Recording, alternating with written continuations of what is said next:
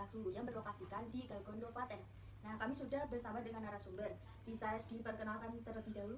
Oke, nama saya Aldi Fausta Ibrahim. Saya berumur 23 tahun, pemilik industri tahu di Tegalgondo Wonosari Klaten ini yang mempunyai industri bernama Untung Tahu. Yang pertama kami ingin menanyai mengenai profil perusahaan secara singkatnya bagaimana? Oke, sebelumnya perusahaan tahu ini berdiri sebelumnya itu jauh saya lahir ya. Sebelum saya lahir itu kakek saya itu mendirikan perusahaan tahu ini di tahun 1999, ya, itu pertamanya. Walaupun sebelumnya kakek saya itu sudah memproduksi tahu di pabriknya orang sini, tapi bukan pabriknya sendiri, dan bisa mendirikan pabrik tahu itu mulai tahun 1999. Jadi kalau boleh tahu mengenai harga jualnya per unit itu berapa? Yang saya jual di pasar itu yang harga per bijinya itu Rp600, jadi kita jualnya per kantong plastik itu isi 10 Rp6.000. Oke, untuk kira-kira per harinya unit yang diproduksi berapa? Entah itu per hari, per bulan? Kalau per hari itu kemungkinan bisa sampai 5.000, ya 3.000 tahu sampai 5.000 tahu lah, itu bisa Per hari ya? Iya. Oke.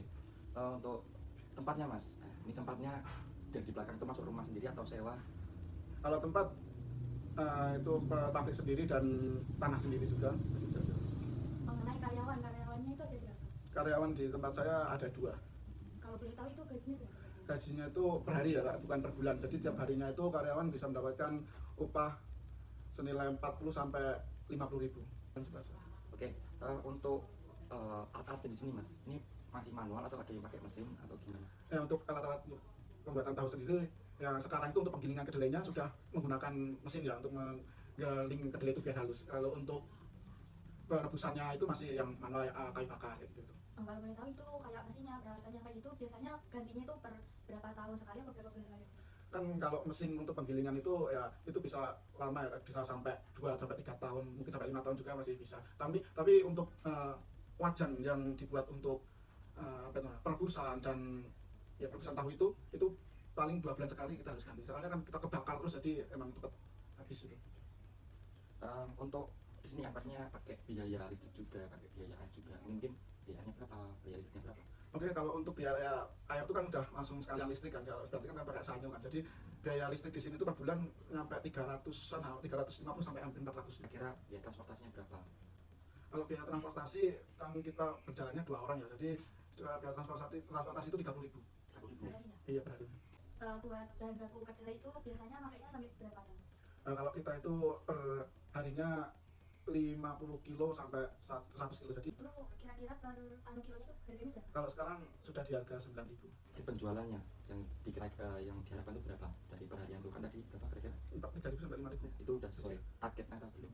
Ya itu kadang tidak pasti ya, tapi kalau tiap harinya ya mungkin sudah memenuhi target lah. Soalnya memang dari orang tua saya, dari bapak saya aja sudah membawa 8 emberan, yang 1 embernya aja berisi bisa 300 biji.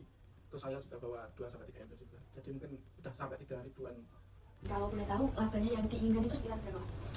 Ya kalau dari saya mungkin bisa di atas 10 jutaan, mungkin udah bersyukur, sampai 15 juta mungkin itu laba yang diinginkan. Selama sebulan? Iya.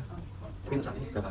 Untuk saat ini paling masih di taraf yang 8 jutaan atau 7 juta, 7 sampai 8 juta mungkin.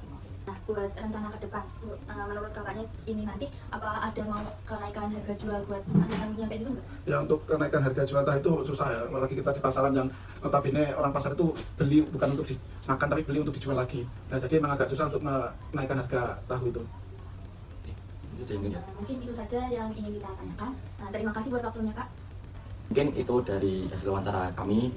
Pada kurangnya mohon maaf. Buat tuan rumah juga terima kasih sudah bisa meluangkan waktunya. Mungkin itu saja dari kelompok kami, sekian.